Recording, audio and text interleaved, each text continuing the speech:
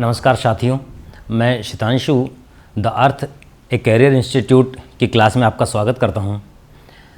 देखिए, आज हम प्रतियोगी परीक्षाओं की दृष्टि से पर्वत श्रेणियों के संदर्भ में विस्तार से चर्चा करना चाहेंगे। देखिए, माउंटेन से संबंधित प्रतियोगी परीक्षाओं में मुख्यतया दो प्रकार के प्रश्नों पर विचार किया जाता है या दो प्रकार के प्रश्न मुख्यतया आते हैं। एक तो जो प्रश्न है, चाहे वर्णनात्मक हो चाहे वैकल्पिक प्रकार के प्रश्न हो, अर्थात डेस्क्रिप्टिव और ऑब्जेक्टिव, सभी प्रकार के प्रश्नों में मुख्यतया दो प्रकार की श्रेणियाँ होती हैं। पहले प्रकार की जो इसमें प्रश्नों की प्रवृत्ति होती है, वो पहले प्रकार की प्रश्नों की प्रवृत्ति में हम तथ्यात्मक प्रश्नों की बात करते हैं, अर्थात फैक्चुअल प्रकार के प्रश्न होते हैं। दूसरे प्रकार के प्रश्नों में हम सैद्धांतिक अर्थात कंसेप्चुअल प्रकार के प्रश्नों को सम्मिलित करते हैं। तो ये जो दो प्रकार के प्रश्न हैं, सभी प्रकार के प्रश्न इन दो ही श्रेणियों से संबंधित होते हैं। तथ्यात्मक प्रकार के जो प्रश्न हैं, इनको हम तीन तरीके से देख सकते हैं। परीक्षाओं की, प्रतियोगी परीक्षाओं की जो एक प्रवृत्ति दिखाई दे रही है, उनके अनुसार अगर हम देखें तो फैक्चुअल एज ए फैक्ट, तथ्यों के तौर पे जो प्रश्न हैं वो तीन प्रकार के माने जा सकते हैं। अगर हम कहें कि पहले प्रकार के प्रश्न, इसमें वो प्रश्न हैं जो कि किसी भी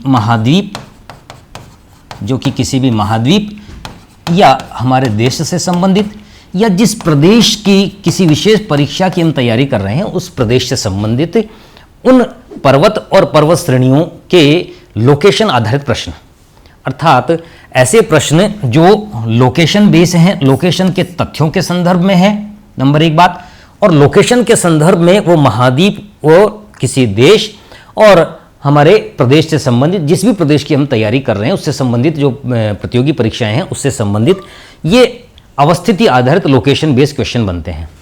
दूसरा, इसी में अगर हम लोकेशन बेस्ड प्रकार के प्रश्नों को लें तो ऐसे प्रदेशों की, ऐसे पर्वत और पर्वत श्रेणियों की अवस्थितियां जो प्रदेश की, जो पर्वत किसी न किसी कारण से चर्चा में रहे हैं। किसी भी प्रकार के ऐसे पर्वत और पर्वत श्रेणियां हो सकती हैं जो किन्हीं कारणों से, चाहे वो ज्वालामुखी विस्फोट के कारण से हो या कोई और इस प्रकार की प्राकृतिक आपदा यानी नेचुरल डिजास्टर के बारे में हो, या फिर और किसी कारण से कोई युद्ध जैसी दशाएं कहीं किसी पर्वतीय क्षेत्र में हो या कोई सीमावर्ती विवाद हो आदि। इस प्रकार के जो तथ्यात्मक प्रश्न हैं, इन तथ्यात्मक प्रश्नों को भी विशेषकर देखना होता है। तीसरे प्रकार के, इसी में लोकेशन बेस्ड प्रकार के जो प्रश्नों में तीसरी जो श्रेणी अगर मान सकते हैं तो वो तीसरे प्रकार के प्रश्न वे प्रश्न होते हैं जिसमें हम उसमें पर्वतों के, पर्वत चोटियों, पर्वत श्रेणियों की जब आप ऊंचाइयों के अनुसार अर्थात हाइट्स के अनुसार उन्हें आरोही अथवा अवरोही क्रमों में स्थापित करना चाहें, और उसमें सुमेलित करने वाले प्रश्न ऐसे प्रश्न जिसमें वो किसी देश या किसी महाद्वीप के साथ सुमेलित करके भी प्रश्न पूछे जा सकते हैं। इसी के साथ साथ कभी कभी अवस्थिति आधारित प्रश्नों में उत्तर से दक्षिण और दक्षिण से उत्तर के क्रमवार भी इन पर्वत श्रेणियों और पर्वतों के बारे में पूछ लिया जाता है। इसी प्रकार से एक तरीके के प्रश्न तो हो गए तथ्यात्मक प्रकार के प्रश्न, और दूसरी तरफ अगर हम देखें तो सैद्धांतिक प्रकार के प्रश्नों में, सैद्धांतिक प्रकार के प्रश्नों को अगर हम लें तो देखिए, सैद्धांतिक प्रकार के प्रश्न उत्पत्ति से संबंधित, उनके कारणों से, उत्पत्ति या उनके कारणों से संबंधित प्रश्न हो सकते हैं, नंबर एक बात। दूसरी बात, उसमें सैद्धांतिक प्रकार के प्रश्नों में इसमें जो भी किसी पर्वत की अगर कोई चर्चा रही है जिन दिनों किसी भी पर्वत या पर्वत श्रेणी की चर्चा रही है, अगर उस चर्चा का कोई कारण है, अगर वो आपदा है या कोई ऐसी घटना है और उस घटना का कोई कारण है तो उसका सहकारण वो प्रश्न कभी कभी हमारे सामने आ जाता है। तो सैद्धांतिक प्रकार के प्रश्न दो श्रेणियों में होते हैं। तो अगर हम यहाँ पर देख रहे हैं कि पर्वतों से संबंधित चाहे वो सैद्धांतिक प्रश्न हो चाहे तथ्यात्मक प्रश्न हो, घुमा फिरा करके सभी प्रकार के प्रतियोगी परीक्षाओं में इन्हीं दो श्रेणियों से संबंधित प्रश्नों को पूछा जाता है। अब अगर हम देखें तो इस प्रकार के प्रश्नों को, इन सभी प्रकार के प्रश्नों को हम ओवरऑल प्रतियोगी परीक्षाओं की दृष्टि से किस तरीके से उसको हैंडल करेंगे या उसको किस प्रकार से हम पढ़ना चाहेंगे। तो देखिए, अगर हम पर्वत से संबंधित जो चर्चा के बिंदुओं को देखें जिन पर हमें चर्चा करनी है, तो उसमें पहली प्रकार का तो पर्वतों से संबंधित इंट्रोडक्टरी पार्ट हुआ, अर्थात पर्वतों से संबंधित जो परिचय वाला हिस्सा है इस परिचय वाले हिस्से में कि भैया आप किसे पर्वत और पर्वत श्रेणी मानते हैं, किसे आप पर्वत चोटी मानते हैं, किसे पर्वत कटक मानते हैं, किसे आप पर्वत श्रेणी मानते हैं, किसे आप पर्वत श्रृंखला या पर्वतमाला मानते हैं, किसे आप पर्वत समूह या कार्डिलेरा मानते हैं। दूसरे इसी रूप में परिचय वाले हिस्से में हम ये देखना चाहते हैं कि पर्वतों का संबंध कौन से युगों से रहा है। पृथ्वी के संपूर्ण भूगर्भिक इतिहास, जियोलॉजिकल टाइम स्केल को अगर लेते हैं तो इस पृथ्वी के संपूर्ण भूगर्भिक इतिहास की दृष्टि से पर्वत कौन कौन से युगों से संबंधित रहे हैं, एक उससे संबंधित भी हमें परीक्षाओं में विचार करना होता है। फिर परिचय से संबंधित हम इन दो मुख्य बिंदुओं पर चर्चा करने के साथ ही फिर दूसरे श्रेणी में हम देखते हैं कि पर्वतों की उत्पत्ति को किस प्रकार से विद्वानों ने सिद्ध करने का प्रयास किया है। पर्वतों की उत्पत्ति से संबंधित सीधा सा मुद्दा हुआ कि इससे संबंधित कौन कौन से सिद्धांत हैं, जिन सिद्धांतों पर भूआकृतिक विज्ञानियों के द्वारा या भूगोलवेताओं के द्वारा विचार किया गया है और ज्यादातर प्रकार के ऐसे कौन से सिद्धांत मान्य हैं। उन सिद्धांतों को स उदाहरण हम यहाँ पर देख लेते हैं। दूसरी श्रेणी इस प्रकार के सिद्धांतों से संबंधित होती है। तीसरी प्रकार की अगर हम श्रेणी प्रतियोगी परीक्षाओं के अध्ययन की दृष्टि से अगर देखें तो तीसरे प्रकार में पर्वतों के प्रकार और इन प्रकारों की व्याख्या उदाहरण सहित, उदाहरण कहने का मतलब ये वो तथ्यात्मक प्रकार के प्रश्न हैं कि पर्वत किस श्रेणी का है, किस तरीके का है, और फिर उस पर्वत का लोकेशन या उस पर्वत का जो आपने सैद्धांतिक आधार पर सिद्ध करने की कोशिश की है वो प्रश्न, वो पर्वतीय प्रकार की चोटियां या पर्वत श्रेणियां कहां कहां पर किस किस प्रकार से अवस्थित हैं, इनको हम इस आधार पर 3 श्रेणियों में बांट करके देखते हैं। ठीक है, देखिए अब हम बात करते हैं शुरुआत की इसके इंट्रोडक्टरी पार्ट की, पर्वतों के परिचय से संबंधित। पर्वतों के परिचय को अगर हम लेते हैं तो पहली बात तो अगर हम ये कहें कि आप पर्वत कहेंगे किसे, किसे पर्वत कहेंगे। देखिए पर्वत एक ऐसा ऊंचा उठा हुआ समीपवर्ती क्षेत्रों से एक ऐसा उठा हुआ भूभाग होता है जो जिसकी कॉनिकल हिल होती है या जिसकी एक पहाड़ी होती है, समीपवर्ती सतह या समीपी सतह से ऊंचा उठा हुआ नुकीला ऐसा भूभाग या ऐसी स्थलाकृति जो कि पर्वत की रूप में सम्मिलित की जा सकती है। अब देखिए है क्या इसमें कि जो पर्वत है ये पर्वत संपूर्ण पृथ्वी पर एक ही समय में एक साथ नहीं बने हैं।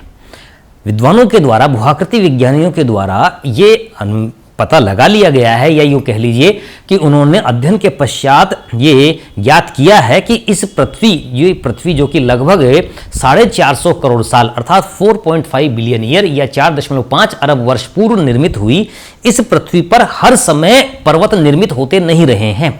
कुछ समय पर्वत बने हैं और कुछ समय पर्वतों का निर्माण शांत रहा है, पर्वत नहीं बने हैं। जिस समय पर्वत बन रहे होते हैं वो पर्वत का युग कहलाता है, और जिस समय पर्वत नहीं बन रहे होते हैं उसे पर्वत विश्रांति काल या पर्वत शांत काल कहा जाता है। अर्थात पृथ्वी के आंतरिक भाग में होने वाला एकत्रित बल भूपटल या पृथ्वी की ऊपरी सतह पर जिस प्रकार से वह किसी भूभाग को ऊंचा उठा देता है और पर्वत अथवा पर्वत श्रेणी के रूप में उसे निर्मित कर देता है, तो वो कुछ लाख वर्षों तक या कुछ करोड़ वर्षों तक इस प्रकार का यह प्रक्रम चलता है, तो उसे उस समय पर्वत युग कहा जाता है। जब पृथ्वी के आंतरिक भाग की ये ऊर्जा काम में ले ली जाती है या प्रयुक्त हो जाती है और संपूर्ण पृथ्वी पर कई स्थानों पर एक साथ उस समयावधि में कुछ पर्वतों का निर्माण हो जाता है, तो उसे उस पर्टिकुलर पर्वत युग के रूप में जानते हैं। या फिर उसके पश्चात क्या होता है कि कुछ समय बाद जब ये ऊर्जा काम आ जाती है तो अंदर ही अंदर पृथ्वी के आंतरिक भाग में इस प्रकार से वहां वापस से यह बल एकत्र होता है, और ये जो एकत्रित बल है, ये एकत्रित बल जो कि पृथ्वी के आंतरिक भाग में अत्यंत तप्त प्रकार का पदार्थ है, ये तप्त प्रकार का पदार्थ भूपटल के ऊपरी कठोर आवरण के कारण से ये ऊर्जा बाहर निकल नहीं पाती है, निष्कासित हो नहीं पाती है, तो आंतरिक भाग में इस प्रकार से ऊर्जा का प्रतिबल के बल के रूप में एकत्रित होती रहती है। और जब यह भूपटल पर जोर लगाती है तो इसके परिणामतः कमजोर सतह ऊंची उठ जाती है और पर्वतों का निर्माण शुरू हो जाता है। तो कुछ करोड़ वर्षों तक ये बल एकत्रित होता है। जब ये बल एकत्रित होता रहता है तो उस समय पर्वत शांति काल होता है, और जब इसका प्रकटीकरण भूपटल पर किसी भूभाग को ऊंचा उठाने के रूप में प्रयुक्त होने लगता है तो यह पर्वत निर्माण की प्रक्रिया पर्वत युगों से संबंधित मानी जाती है। तो अगर हम कहें कि पर्वत युगों से संबंधित अधिकांश भूआकृति विज्ञानियों ने पर्वतों के 4 पर्वत युग माने हैं, 4 प्रकार के पर्वत युग माने हैं। देखिए, इस पर एक बार विचार करते हैं विस्तार से, फिर अभी किसी और क्लास में देखेंगे हम।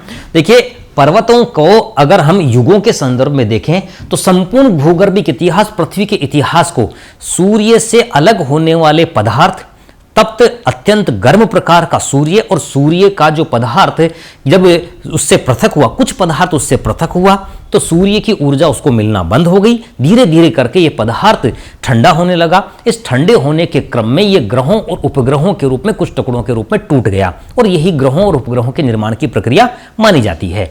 और ग्रहों और उपग्रहों में हमारी पृथ्वी भी शामिल है। सौर परिवार, सौर मंडल के सदस्य ग्रहों में हमारी पृथ्वी भी सम्मिलित है। तो पृथ्वी में परत दर परत रूप में जब यह ठंडे होने की प्रक्रिया प्रारंभ होती है तो उसके साथ ही अब आंतरिक भाग तो अत्यंत तप्त प्रकार के पदार्थों से वर्तमान में भी विद्यमान है, और ऊपरी परत जो कि ठंडी हो गई है उसमें सलवटें पड़ती हैं। उन सलवटों में कुछ भाग उभरा हुआ होता है और कुछ भाग धंसा हुआ होता है। ये उभरा हुआ भाग अपनति या एंटीक्लाइन कहलाता है, और धंसा हुआ जो भाग होता है वो अभिनति या सिंक्लाइन कहलाता है। इस प्रकार से भूपटल की ऊपरी सतह पर अगर पृथ्वी को ऑरेंज या नारंगी के समकक्ष माने तो पृथ्वी की इस ऊपरी सतह उस ऑरेंज या नारंगी के छिलके के समान की मोटाई के रूप में आप उसका समायोजन कर सकते हैं।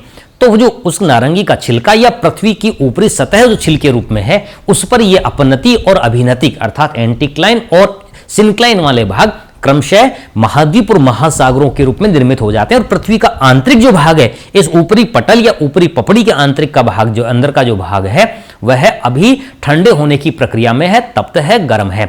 अभी जो अंदर ही अंदर इस प्रकार का पदार्थ है, यह पदार्थ अपने आकार को बढ़ाने की प्रवृत्ति रखता है, क्योंकि गर्म प्रकार के पदार्थों के कणों के मध्य में यह आकार बढ़ता है, उनके मध्य की दूरी बढ़ती है, जिसके परिणामतः हम कह सकते हैं कि पृथ्वी का वॉल्यूम एक्सटेंशन होता है, आयतनीय प्रसार की प्रवृत्ति होती है, जिसका प्रभाव भूपटल की ऊपरी सतह पर बनने वाली स्थलाकृतियों के संदर्भ में माना जा सकता है। तो हमने ये कहा कि अधिकांश भूआकृति विज्ञानियों ने माना है कि भूपटल पर यह पृथ्वी जब सूर्य से पृथक होने वाले पदार्थ से ये ग्रहों का निर्माण प्रारंभ हुआ, जिसमें पृथ्वी भी एक है, ये लगभग 450 करोड़ साल पहले का समय है। और 450 करोड़ साल पहले के इस समय में 450 करोड़ साल पहले के इस समय से लेकर के आज तक का ये जो समय है, इस समय में जितने प्रकार की पृथ्वी सतह पर जैविक और अजैविक प्रकार की आकृतियां और इस प्रकार से विभिन्न वस्तुएं निर्मित हुई हैं, इनकी संपूर्ण की व्याख्या प्रस्तुत कर देना ही पृथ्वी का इतिहास या भूगर्भिक इतिहास कहलाता है, जिसे जियोलॉजिकल टाइम स्केल या भूगर्भिक समय सारणी भी कहते हैं।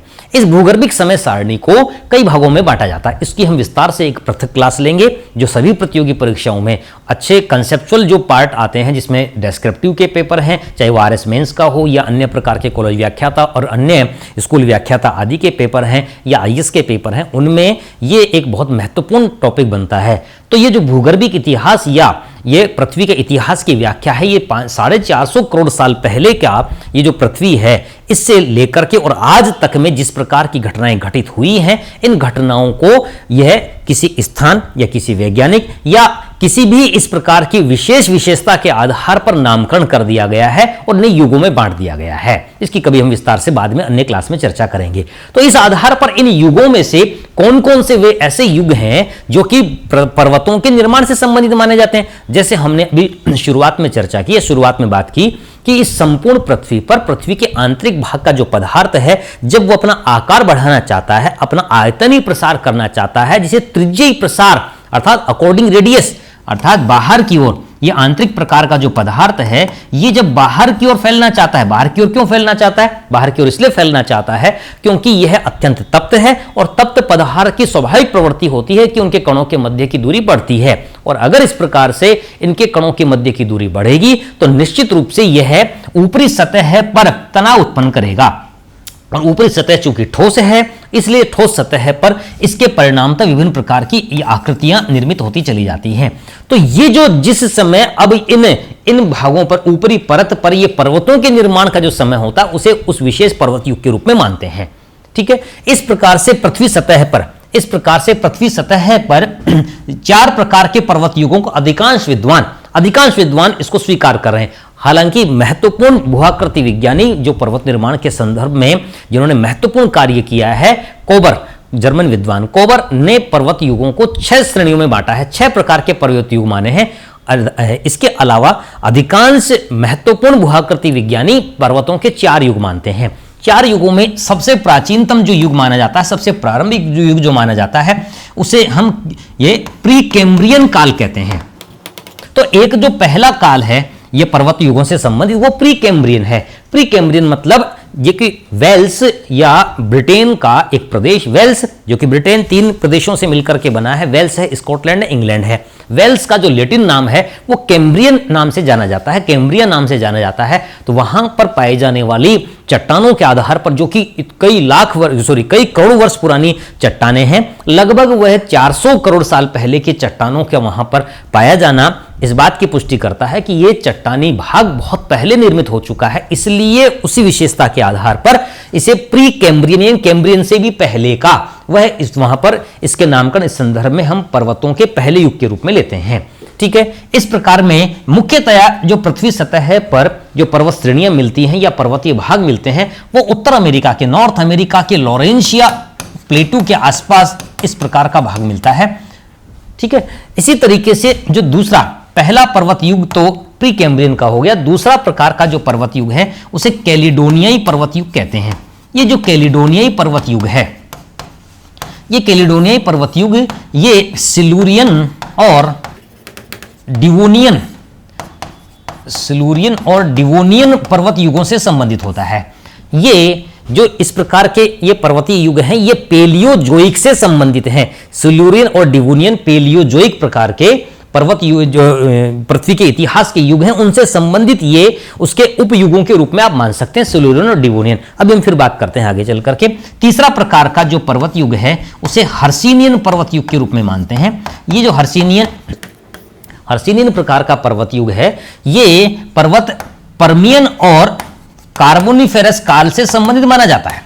पर्मियन और कार्बोनिफेरस काल से संबंधित इस पर्वत युग को हम लेते हैं, जो कि यह भी पेलियोजोइक प्रकार के यानी पुरायुग से संबंधित जो नवीनतम, पुरायुग का जो नवीनतम युग है जिसे पर्मियन और कार्बोनिफेरस के रूप में जानते हैं, इन दोनों के समय को मिलाकर के हमें पर्मो कार्बोनिफेरस के रूप में तीसरे प्रकार के पर्वतों के युग के रूप में लिया जाता है। अर्थात कहने का मतलब यह हुआ कि इन समयों में पर्वत निर्मित होते रहे हैं, इसलिए इनको जो विशेष पर्वत है कैलोडोनियाई पर्वत के नाम पर उसे कैलोडोनियाई युग कहा गया, होस्ट पर्वत के नाम पर यूरोप के होस्ट पर्वत के नाम पर उसे हर्सिनियन पर्वत कहा गया, और कैम्ब्रिया नामक स्थान के आधार पर प्री कैम्ब्रियन के रूप में लेते हुए उसे प्राचीनतम पर्वतों के रूप में, जिसमें अरावली भी हमारी आ जाती है, मुख्यतया लॉरेंशियन प्लेटू का भाग भी आ जाता है, ये पृथ्वी के प्राचीनतम पर्वतों के रूप में माने जाते हैं। इसी तरीके से अगर हम चौथे प्रकार के पर्वत युग को लेते हैं तो चौथा प्रकार का पर्वत युग अल्पाइन पर्वत युग के रूप में माना जाता है। और ये जो अल्पाइन पर्वत युग है ये यूरोप के आल्पस पर्वत श्रेणी के आधार पर इसका नामकरण है। इसमें चाहे उत्तर अमेरिका के रॉकीज माउंटेन रेंजेज हो, पर्वत श्रेणियां हो, या चाहे दक्षिण अमेरिका की एंडीज माउंटेन रेंजेज हो, या यूरोप की ये आल्पस पर्वत श्रेणी हो, या हिमालय जो कि एशियाई पर्वत श्रेणी है, इन सभी विशालकाय और बहुत लंबी प्रकार की विस्तृत पर्वत श्रेणियों को, पर्वत श्रृंखलाओं को हम नवीनतम पर्वत युग से संबंधित मानते हैं, और इसे यूरोप के आल्पस पर्वतीय क्षेत्र और वहां पर पाई जाने वाली अल्पाइन घास के आधार पर उसे अल्पाइन तंत्र, पर्वत तंत्र या अल्पाइन पर्वत युग कहा जाता है। तो कुल मिलाकर के ये चार प्रकार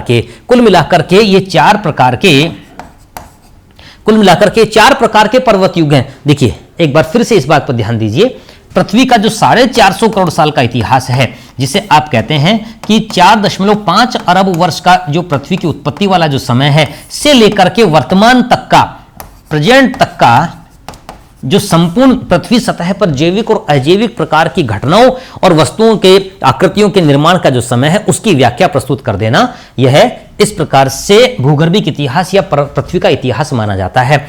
मेनली मुख्यतया यहां से माना जाता है। इससे पहले का जो समय है वो इससे पहले वाला समय जिसे पेलियोजोइक कह रहे हैं, तो इससे पहले वाला समय प्री पेलियोजोइक से संबंधित हुआ। तो संपूर्ण पृथ्वी का ये जो इतिहास है ये प्री पेलियोजोइक से लेकर के वर्तमान तक का समय माना जाता है। यहां पर प्री पेलियोजोइक तक का जो समय है ये यहां से जो पृथ्वी जब बनी, यानी आपने कहा 450 करोड़ साल पहले पृथ्वी निर्मित हुई है, यहां से लेकर के, और फिर अगर हम यहां तक आते हैं, पेलियोजोइक तक आते हैं, तो ये जो समय है ये लगभग 57 करोड़ या 60 करोड़ वर्ष पूर्व तक का माना जाता है। पृथ्वी सतह पर पाई जाने वाली विभिन्न प्रकार की आकृतियों की जो स्पेसिफिक हमारे पास उदाहरण प्राप्त होते हैं या उनके प्रमाण प्राप्त होते हैं, वो प्रत्यक्ष रूप में जो पहचाने जा सकते हैं वो मुख्यतया पेलियोजोइक से आते हैं। इसलिए मुख्य 60 करोड़ साल या 57 करोड़ वर्ष पूर्व यहां पेलियोजोइक से समय प्रारंभ होता है। ये इसका सबसे प्राचीनतम समय है कैम्ब्रियन, जो अभी हमने बात की कि कैम्ब्रिया नामक स्थान जिसे वेल्स के पुराने नाम या लेटिन नाम के रूप में जाना जाता है, इसका सबसे पुराना समय ये कैम्ब्रियन काल है जो कि 57 करोड़ वर्ष पहले प्रारंभ हुआ, से लेकर के फिर इसमें पेलियोजोइक में इसके कुछ उपयुग या कुछ कालों को शामिल करते हैं। जैसे पेलियोजोइक में कैम्ब्रियन है, ओर्डोविजियन है, सिल्यूरियन है, डिवोनियन है, कार्बोनिफेरस और पर्मियन है। ये संपूर्ण मिलकर के एक पेलियोजोइक के ये अलग अलग प्रकार की विशेषताओं को आधार मान करके उन्हें कुछ अलग अलग छोटे छोटे युगों में और बांट दिया गया है। तो आप देखिए यहां पर क्या आ गया, इससे पहले वाली अगर स्थिति हम देखें तो देखिए यहां पर हमने क्या लिया कि प्री कैम्ब्रियन मतलब कैम्ब्रियन से पहले वाला, अर्थात प्री पेलियोजोइक वाला काल, अर्थात ये जो पेलियोजोइक से पहले वाला जो काल है वो कैम्ब्रियन से भी पहले का हो गया ना, इसलिए उसे प्री कैम्ब्रियन कहा जाएगा। तो इसे प्री कैम्ब्रियन कह लीजिए या प्री पेलियोजोइक कह लीजिए, एक ही बात है। तो इस आधार पर इससे पहले वाले जो प्राचीनतम पर्वत हैं वो इससे पहले बने, और इसमें कहने का मतलब करोड़ों वर्ष पहले यानी लगभग 300-400 करोड़ वर्ष पहले पृथ्वी सतह पर बनने वाले ये जो प्राचीनतम पर्वत है ये कभी इतने ऊंचे पर्वत हुआ करते थे कि जो इन 400 करोड़ साल के इतिहास में इनमें जो डेनुडेशनल प्रोसेस अर्थात अनाच्छादनात्मक यानी कटाव की जो प्रक्रिया हुई है, अनाच्छादन मतलब आच्छादन मतलब जमाव और आच्छादन का हट जाना मतलब अनाच्छादन, अर्थात ये जो अनाच्छादनात्मक या कटाव की जो प्रक्रिया हुई है, इस कटाव की प्रक्रिया के तहत 400 करोड़ साल से जो यह लगभग 300-400 करोड़ साल पहले जो पर्वत और पर्वत श्रेणियां बनी हैं उनका इतना अधिक कटाव हो गया है कि आज वह अवशिष्ट पर्वत श्रेणियों के रूप में यानी रेजिडुअल माउंटेन रेंजेज या रेजिडुअल माउंटेन पीक के रूप में अवस्थित हैं या पाई जाती हैं। जैसे एक समय अरावली जो कि प्री कैम्ब्रियन काल में बना, अरावली कभी 11 किलोमीटर या 11,000 मीटर 11 किलोमीटर या 11,000 मीटर ऊंचाई की यह पर्वत श्रेणियां हुआ करती थी, पर्वत चोटियां हुआ करती थी, लेकिन 400 करोड़ साल के अनाच्छादनात्मक यानी कटाव के प्रक्रमों के द्वारा वह आज अवशिष्ट रूप में मात्र उसकी सबसे ऊंची पर्वत चोटी है वह मुश्किल से 1727 मीटर की मानी जाती है। 1700। तो ऐसी स्थिति हम कह रहे हैं कि इसमें इतना कटाव हो जाता है। दूसरी तरफ हमने कहा कि पेलियोजोइक के अंतर्गत आप देखिए कि अगर आप यहां पर देखते हैं तो दूसरे प्रकार की पर्वत श्रेणियां कैलिडोनियन या माउंटेन एज या माउंटेन एरा कैलिडोनियन एरा मानी जाती है। ये सिल्यूरियन और डिवोनियन का जो समय है ये पेलियोजोइक के ही एक अन्य काल से संबंधित है। दो कालों से आपने कहा ना कि Cambrian, Ordovician, Silurian, Devonian, Carboniferous, Permian. इसका सबसे पुराना कैम्ब्रियन है और इसका सबसे नया किसका? पेलियोजोइक का सबसे नया पर्मियन है और सबसे पुराना कैम्ब्रियन है। तो ये जो समय है ये यहां से होता हुआ इसमें जो सिल्यूरियन और ये जो इस प्रकार का ये सिल्यूरियन और डिवोनियन से संबंधित समय है वो कैलिडोनियाई पर्वत के निर्माण के साथ माना जाता है। तो संपूर्ण पृथ्वी पर इस समय बनने वाले पर्वत इसी श्रेणी के माने जाते हैं। इसी तरीके से आपने कहा पेलियोजोइक में जो अंतिम या नवीनतम प्रकार के जो समय है जिसे पर्मियन और कार्बोनिफेरस कहते हैं उनको मिला करके पर्मो कार्बोनिफेरस कहा जाता है। पर्मो कार्बोनिफेरस जो काल है वो हर्षिनियन यानी होस्ट पर्वत, यूरोप के होस्ट पर्वत के आधार पर उन्हें पर्मो कार्बोनिफेरस काल का पर्वत माना जाता है, यह पर्वत श्रेणी मानी जाती है। इस आधार पर उस समय बनने वाले संपूर्ण पर्वतों को हम हर्षिनियन पर्वत श्रेणी के रूप में शामिल करते हैं। देखिए इसी तरीके से जो नवीनतम है, अब नवीनतम जो पर्वत हैं ये नवीनतम पर्वतों का निर्माण मुख्यतया जब हुआ है ये इस नए काल से संबंधित है। ये नए काल से संबंधित है, इसलिए ये नवीनतम प्रकार के पर्वत माने जाते हैं और यही पर्वत इस पृथ्वी पर सर्वाधिक ऊंचे पर्वत हैं। क्यों? क्योंकि इनमें अनाच्छादनात्मक प्रक्रमों की प्रक्रिया इन्हें अभी कम समय हुआ है, अर्थात कटाव की प्रक्रिया में इन्हें कम समय हुआ है। इस आधार पर ये नवीनतम पर्वत, चाहे वो रॉकीज हो उत्तरी अमेरिका के, चाहे वो एंडीज हो दक्षिण अमेरिका के, चाहे वो आल्पस हो यूरोप के, या चाहे वो हिमालय हो एशिया के, ये संसार के सर्वोच्च पर्वतों के रूप में पर्वत श्रेणियों के रूप में माने जाते हैं। ऐसी स्थिति में इन्हें हम सेनोजोइक के अंत से लेकर के और नियोजोइक तक मानते हैं। यानी सेनोजोइक में ये Palaeocene, eosin, Oligocene, myosin, Pliocene तक आते हैं। इसको देखिए, एक्चुअली क्या है कि ये जो संपूर्ण प्रकार के पर्वत युग हैं, इन्हें कुछ पर्वत इनके छोटे, जो संपूर्ण प्रकार के पृथ्वी के इतिहास के युग हैं, इनको कई अन्य छोटे छोटे युगों में भी बांटा गया है। तो सारांश ये निकल करके आया कि इन संपूर्ण पृथ्वी के संदर्भ में जो विभिन्न युग हैं, उन युगों में पर्वतों से संबंधित कौन से युग हैं? तो आपने कहा पर्वतों से संबंधित ये 4 युग हैं। ये प्री कैम्ब्रियन का युग हो गया, ये कैलेडोनियाई पर्वत युग हो गया जो कि पेलियोजोइक के सिलूरियन और डिवोनियन से संबंधित है। ये हर्सिनियन पर्वत युग हो गया जो कि पेलियोजोइक के ही पर्मो कार्बोनिफेरस काल से संबंधित है। इसी प्रकार से अल्पाइन पर्वत तंत्र, ये नवीनतम पर्वत तंत्र माना जाता है। इस नवीनतम पर्वत तंत्र को हम यहां पर सेनोजोइक से लेकर के और नियोजोइक तक के समय, जिसमें नियोजोइक का जो काल है प्लिस्टोसिन काल से शुरू होता है। संपूर्ण पृथ्वी के इस इतिहास को अगर हम देखते हैं तो देखिए, मोटा मोटा एक बार थोड़ा सा देख लीजिए कि हमने कहा कि पेलियोजोइक का जो इससे पहले वाला समय है, ये प्री कैम्ब्रियन या प्री पेलियोजोइक का काल है। Paleozoic, Cambrian, Ordovician, Silurian, Devonian, Carboniferous, Permian तक आता है। फिर उसके बाद मेसोजोइक आता है जो ट्रियासिक, जूरेसिक, क्रिटेशियस से 3 युगों से संबंधित माना जाता है। इसी तरीके से सेनोजोइक आता है जो कि पेलियोसिन, इयोसिन, पेलियोसिन बोला, ये पेलियोजोइक है, ठीक है। तो सेनोजोइक का पेलियोसिन, इयोसिन, ओलिगोसिन, मायोसिन और प्लायोसिन तक आता है। इसी प्रकार से नियोजोइक जो है, नियोजोइक ये प्लिस्टोसिन और होलोसिन आज से 10,000 साल पहले शुरू हुआ, जिसमें आधुनिक मानव के उत्पत्ति, आधुनिक मानव के प्रसार की बात करते हैं, जिसमें उसने पौधों को पालतू बनाने और पशुओं को पालतू बनाने का प्रक्रम अर्थात कृषि और पशुपालन को प्रारंभ कर दिया। ये आधुनिक प्रकार के मानव को हम उसी युग को होलोसिन काल से जोड़ते हैं। इससे पहले वर्तमान मानव और वर्तमान वानर के पूर्वजों वाला काल जो कि प्लिस्टोसिन काल से संबंधित माना जाता है। आखिरकार ये जो काल हैं, इन कालों में ये पर्वतों से संबंधित 4 प्रकार के पर्वत युग माने जाते हैं। तो पर्वतों से संबंधित 2 बिंदु हो गए। एक तो कहा कि हमें करना क्या है। देखिए, शुरुआत में देखिए हमने यहां पर कहा कि हमें पर्वतों से संबंधित एक तो परिचय की बात करनी है। उसमें हमने पर्वतों की परिभाषा ले ली सामान्य रूप में, फिर हमने बात कर ली पर्वतों के युग कौन से हैं। तो देखिए, इस प्रकार से पर्वतों के परिचय से संबंधित जो हमने चर्चा की है, उसमें हमने एक तो परिभाषा की बात कर ली और फिर पृथ्वी के इतिहास में जो भूगर्भिक इतिहास है, अर्थात जल थल वायु से संबंधित संपूर्ण प्रकार की जो भौतिक स्वरूप है, उससे संबंधित जो ऐतिहासिक घटनाएं हैं, उन ऐतिहासिक घटनाओं की चर्चा करते हुए हमने इसमें यह देखा कि किस प्रकार से पर्वत निर्मित होते हैं और जिन जिन कालों में, जिन जिन युगों में पर्वत बनते हैं, उनमें उन्हें पर्वत युगों के रूप में जानते हैं।